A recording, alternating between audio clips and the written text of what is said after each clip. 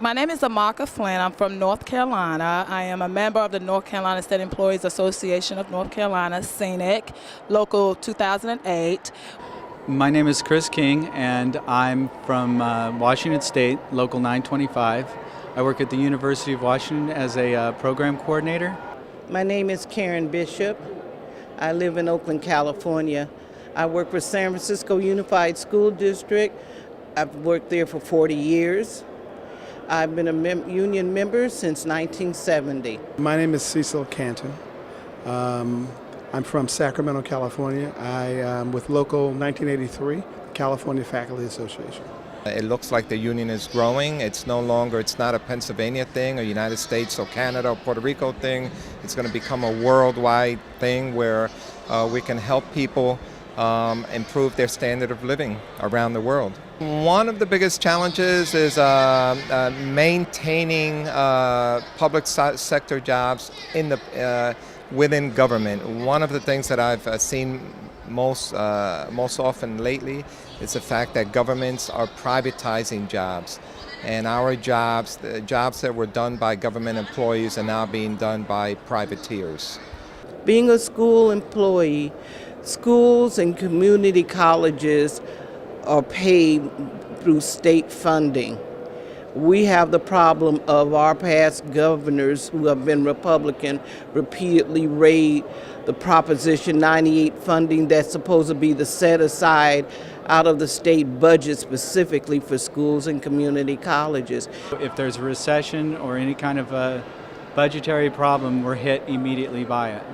Because if the business cycle is down, income is down for the state. And so we're in the middle of bargaining right now, and it's going to be a very tough time going.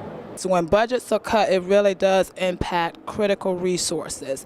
You know, it impacts things like mental health services that are critical for people, education, you know, it impacts things like health care.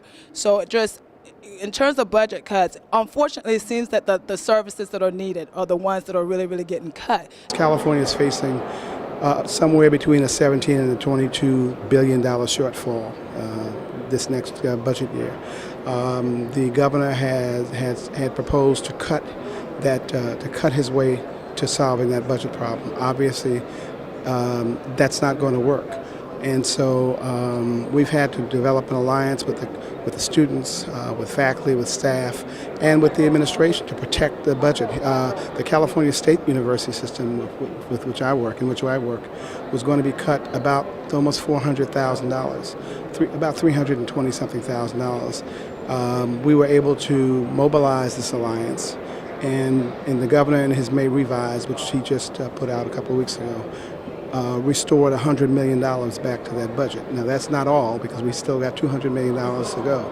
But now it's in the legislature, and we're going to do the same thing. We're going to put the pressure on the legislature, work with those friends we have, try to make sure that we convince those who aren't our friends or that they should be our friends.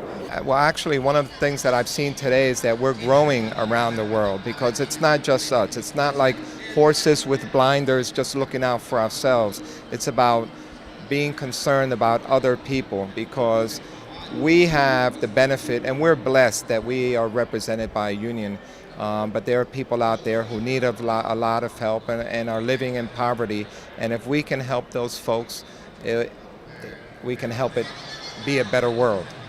We really advocate for people that don't have a voice, that cannot advocate for themselves, which are working families. We have to elect someone who's going to be our friend. We have to elect a Democrat who will make it easier for us to talk to workers and organize workers.